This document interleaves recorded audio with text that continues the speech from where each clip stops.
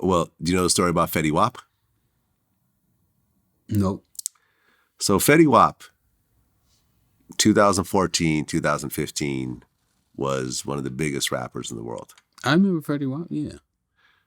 Trap Queen was a mega hit. And that album, which I'm sure went at least platinum, if not multi-platinum, had a string of hits. This guy was just a hit maker. Everywhere you go, he was like Drake is now. He was like Drake is now at that time. I remember, because we were covering him during that time, there was videos where he's literally on his balcony tossing money out the window. There's a video where he gave his man, a BMW i8 just for being loyal.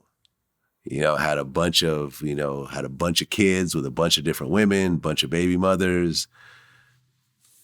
But over time, he was that man. But over time, the hits started to slow down and so forth. And right now, Fetty Wap and 5 co-defendants are accused of conspiring to possess and distribute more than 100 kilograms of heroin, fentanyl, and crack cocaine. You lying. Between June 2019. I saw Fetty Wap on Instagram the other day. You did not see him personally on Instagram the other day. You may have seen some old footage.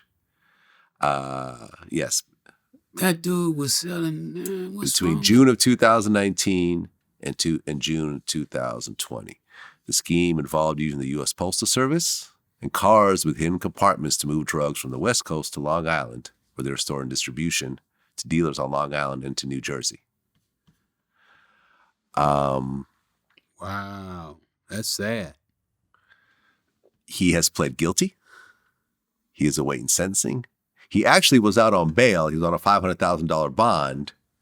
But then there was a video that came out where he was threatening to kill a man on FaceTime, which violated his supervised release. His supervised release. What he pled guilty to has a minimum sentence of 5 years, but they're likely to recommend another 2 years. So 7 years. He did this to actually spare himself from a potential life sentence if he was actually convicted on all the charges. Smart. 7 over life, yeah. Good deal. It's just crazy to me how someone of that caliber, you are a certified hit maker. You have songs, you have a catalog.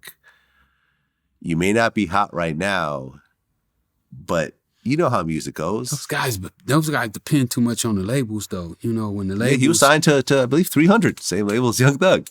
Yeah, when those labels don't give you the budget to do your music, then you be stuck. That's so many of these guys, that's why this record business is so damn fake, man. The whole scenario of it is so fake because these guys are playing like bosses and they're really dependent on this record label to come in and do all that stuff for them. Fetty Wap should have had enough money to do his own record.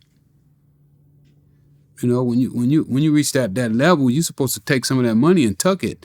But what's happening is that our people don't tuck none of their money. They take the money and just like you say, throw it over the balcony and give it to the homeboy for being loyal, and they find themselves back in that same position.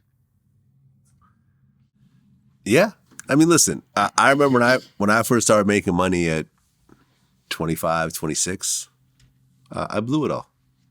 I went broke. I get it. You need that. You almost need that sting of being able to lose it all and seeing how hard it is to get it back. Like The Richest Man in Babylon.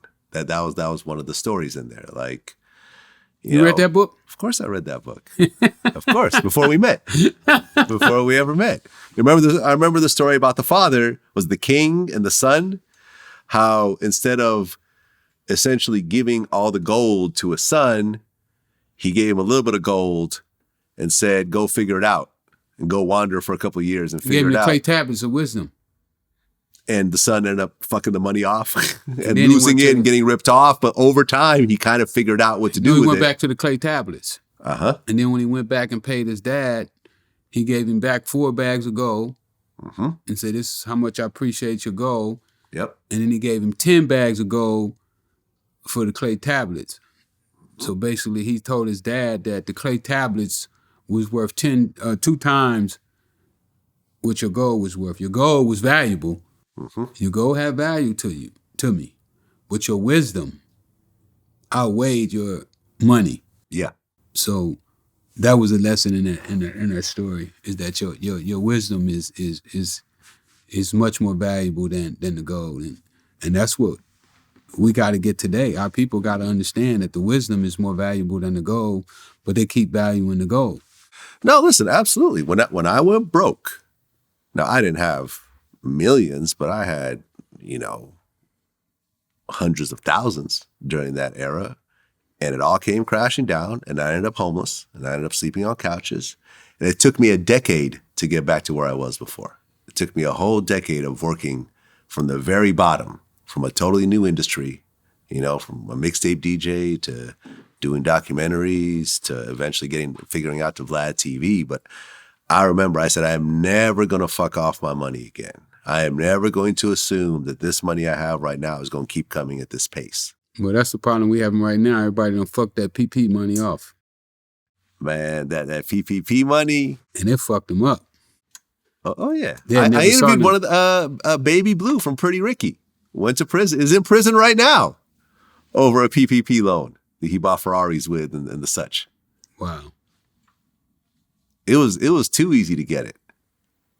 It was, and then I remember my friend broke it down how what they would do is I guess they would issue cards and you could take out up to $1,000 a day with these PPP basically debit cards, and it got to the point where like some of the luxury stores were like putting up signs that say we don't take cash, because a lot of the guys with the PPP money were just taking that money, stacking it up, and then go and buy Gucci and Louis Vuitton with it.